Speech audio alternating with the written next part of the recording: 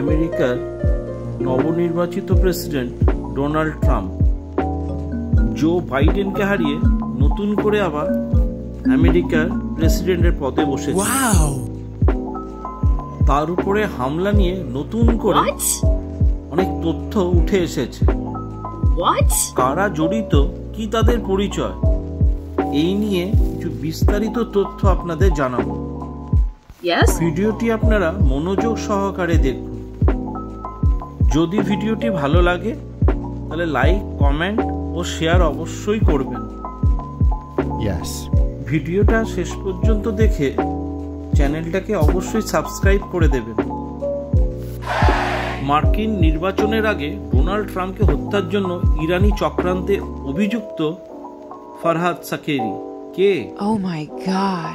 অভিযোগ অনুসারে সাকেরি এফবিআইকে বলেছিলেন যে তিনি ইরানি কর্মকর্তার অনুরোধে 7 দিনের মধ্যে ট্রাম্পকে হত্যার পরিকল্পনার প্রস্তাব করতে চাননি।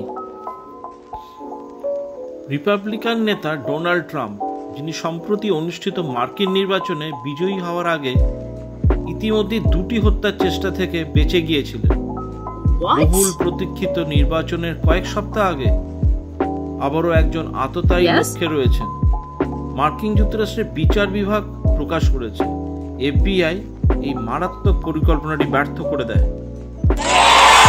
বিচার বিভাগ কথিত হত্যাকারীকে ফারজাদ সাকেরি হিসাবে চিহ্নিত করেছে, যিনি ইরানের নির্দেশে মার্কিন প্রেসিডেন্ট নির্বাচিত হওয়ার জন্য একটি ব্যর্থ হত্যা ষড়যন্ত্র করেছিলেন।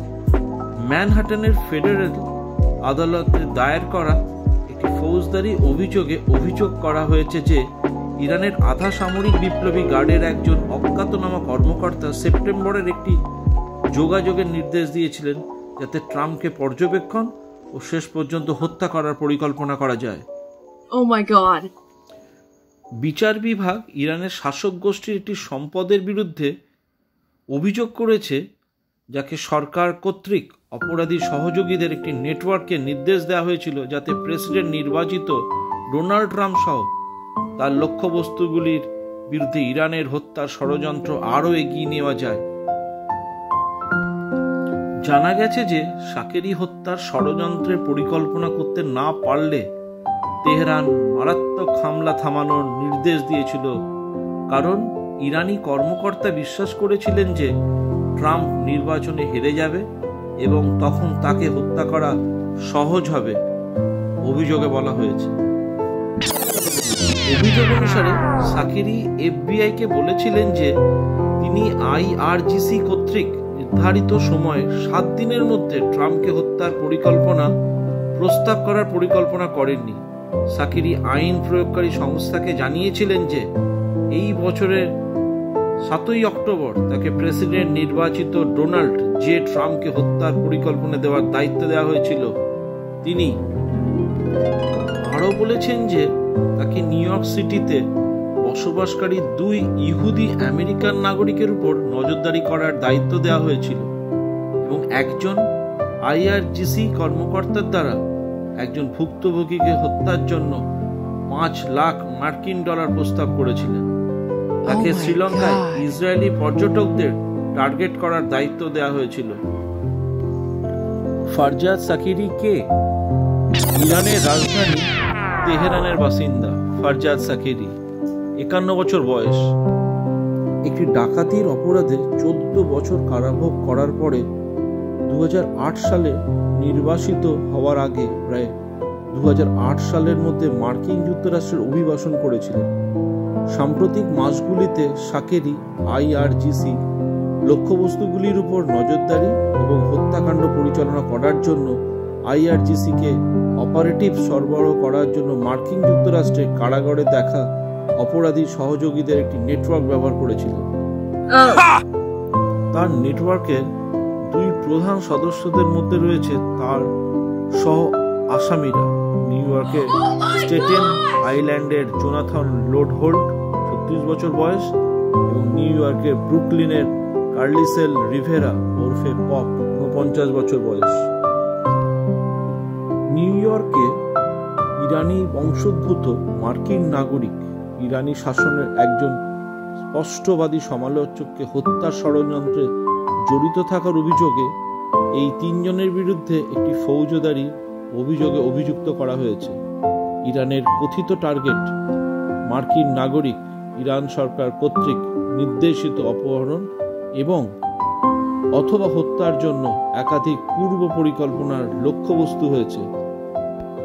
যদিও রিভেরা এবং লোড হোল্টকে যথাক্রমে ব্রুকলিন এবং স্টেটেন আইল্যান্ড থেকে গ্রেপ্তার করা হয়েছিল, সাকেরি পলাতক রয়েছে এবং ইরানে রয়েছে বলে মনে করা হয়। ফারজাদ সাকিরির বিরুদ্ধে অভিযোগ, সাকিরি, রিভেরা এবং লোড হোল্টের বিরুদ্ধে ভাড়ার জন্য খুনের অভিযোগ আনা হয়েছে, যার সর্বোচ্চ শাস্তি 10 বছরের কারাদণ্ড। ভাড়ার জন্য হত্যা করার ষড়যন্ত্র, যার সর্বোচ্চ শাস্তি 10 বছরের কারাদণ্ড, এবং মানি লন্ডারিং ষড়যন্ত্র, যা সর্বোচ্চ 20 বছরের কারাদণ্ড বহন করে। বিচার বিভাগ ইরানি শাসনের একটি সম্পদের বিরুদ্ধে অভিযোগ এনেছে, যাকে সরকার কর্তৃক অপরাধী সহযোগীদের একটি নেটওয়ার্ককে তার লক্ষ্যবস্তু। প্রেসিডেন্ট নির্বাচিত ডোনাল্ড ট্রাম্প সহ ইরানের হত্যাকাণ্ডের ষড়যন্ত্রের জন্য নির্দেশ দেওয়ার দায়িত্ব দেওয়া হয়েছিল। আমরা 2 জন ব্যক্তিকে অভিযুক্ত করেছি এবং গ্রেপ্তার করেছি, যাদের আমরা অভিযোগ করেছি যে মার্কিন মাটিতে নীরবতা ও হত্যার জন্য সেই নেটওয়ার্কের অংশ হিসাবে নিয়োগ করা হয়েছিল। আমেরিকান সাংবাদিক, যিনি শাসনের বিশিষ্ট সমালোচক ছিলেন, আমেরিকান জনগণ এবং আমেরিকার জাতীয় নিরাপত্তাকে বিপন্ন করার জন্য ইরানি শাসকদের প্রচেষ্টার পক্ষে আমরা দাঁড়াবো না বলেছেন attorney general Merrick B Garland. FBI পরিচালক ক্রিস্টোফার ওয়ে বলেছেন, আজ ঘোষিত অভিযোগগুলি প্রেসিডেন্ট নির্বাচিত ডোনাল্ড ট্রাম্প, অন্যান্য সহকারী নেতা এবং তেহরানের শাসনের সমালোচনাকারী ভিন্ন মতাবলম্বী সহ মার্কিন নাগরিকের টার্গেট করার জন্য ইরানের ক্রমাগত নির্লজ্জ প্রচেষ্টাকে প্রকাশ করেছে। ইসলামিক বিপ্লবী গার্ড কর্পস একটি মনোনীত বিদেশি সন্ত্রাসী সংগঠন, মার্কিন মাটিতে আমেরিকানদের লক্ষ্যবস্তু ও বন্দুক মারার জন্য অপরাধীদের এবং আঘাতকারীদের সাথে ষড়যন্ত্র করছে এবং এটি সহ্য করা হবে না। এফবিআই এর কঠোর পরিশ্রমের জন্য ধন্যবাদ। তাদের ব্যাহত হয়েছিল। ইরান বা আমেরিকানদের টার্গেট করে এমন অন্য কোনো প্রতিপক্ষের হাত থেকে আমাদের নাগরিকদের রক্ষা করতে আমরা এফবিআই এর সম্পূর্ণ সম্পদ ব্যবহার করতে প্রতিশ্রুতিবদ্ধ। আইআরজিসি হল ইরানের সর্বোচ্চ নেতা আয়াতুল্লাহ আলী খামেনির কর্তৃত্বের অধীনের একটি ইরানি সামরিক এবং পাল্টা গোয়েন্দা সংস্থা। আইআরজিসি একটি বহিরাগত অপারেশন ফোর্স, আইআরজিসি কিউএফএ সহ বিভিন্ন উপাদান দিয়ে গঠিত এবং 15 এপ্রিল 2019 সাল থেকে মার্কিন পররাষ্ট্রমন্ত্রী কর্তৃক বিদেশি সন্ত্রাসী সংগঠন হিসাবে মনোনীত হয়েছে। কেন মার্কিন নাগরিকদের টার্গেট করছে ইরান? অভিযোগ এবং অন্যান্য পাবলিক বিবৃতি এবং ফাইলিং অনুসারে ইসলামী প্রজাতন্ত্র ইরান সরকার সক্রিয়ভাবে মার্কিন যুক্তরাষ্ট্র এবং বিশ্বের বিভিন্ন দেশে বসবাসকারী তার মিত্রদের নাগরিকদের লক্ষ্যবস্তু করছে এবং ভিন্ন মতাবলম্বীদের দমন ও নীরব করার জন্য। আক্রমণের জন্য ইরানি শাসনের সমালোচক এবং 2020 সালের জানুয়ারিতে Islamic Revolutionary Guard Corps IRGC Quds ফোর্সের তৎকালীন কমান্ডারের মৃত্যুর প্রতিশোধ নিতে আইআরজিসি কিউএফ কাসেম সোলাইমানি, যিনি বাগদাদে মার্কিন ড্রোন হামলায় নিহত হয়েছেন। উল্লেখযোগ্যভাবে কাসেম সোলাইমানিকে 2020 সালে ট্রাম্পের নেতৃত্বাধীন শাসনামলে নির্মূল করা হয়েছিল। আইআরজিসি প্রকাশ্যে সোলাইমানির মৃত্যুর প্রতিশোধ নেওয়ার তার ইচ্ছার কথা জানিয়েছে এবং তার কার্যকলাপের মধ্যে আইআরজিসি মার্কিন যুক্তরাষ্ট্রে এবং বিদেশে বসবাসকারী মার্কিন নাগরিকদের লক্ষ্য করে ইরানের বাইরে হামলা চালানোর পরিকল্পনা করে ও পরিচালনা করে।